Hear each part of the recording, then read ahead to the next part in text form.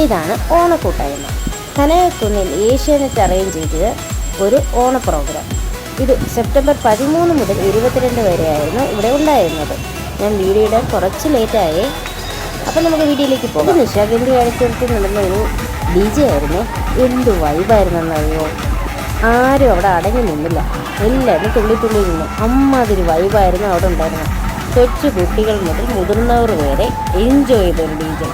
Holy വൈബായിരുന്നു. നല്ല തിരക്കായിരുന്നു കേട്ടോ.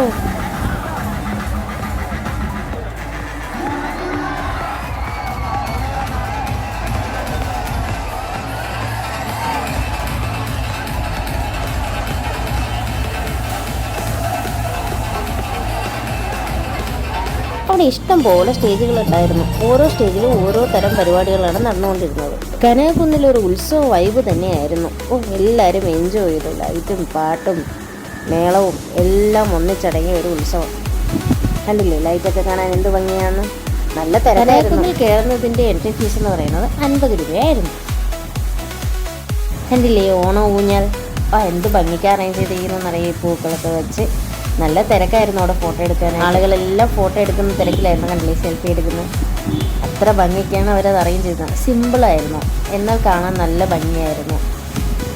കണ്ടോ, ഇതൊക്കെ റിബൺ വെച്ചിട്ടാണ് അറേഞ്ച് ചെയ്തിരിക്കുന്നത്. പക്ഷെ കാണാൻ എന്ത് ഭംഗിയാണ്. എല്ലാം സിമ്പിളായിരുന്നു, എന്നാൽ നല്ല ഭംഗിയായിരുന്നു. നോക്കി ലൈറ്റൊക്കെ നോക്കി എന്ത് ഭംഗിയാണ്.